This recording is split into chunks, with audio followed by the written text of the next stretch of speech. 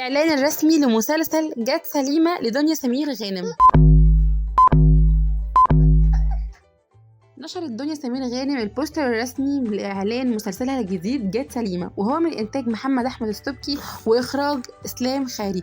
وطبعا كتبت على البوست معلقة إنها 2023 رمضان إن شاء الله، عايزاكم تتابعوا المسلسل وإن شاء الله حاجة تعجبكم جدا جدا. وطبعا هيشاركها المسلسل ناس كتير جدا، هم محمد ثروت ومحمد سلام وميان السيد وغوري. وعايزه اقول لكم كمان لو عجبكم الفيديو تحطوا لايك واشتركوا بقى في فيديو جديد.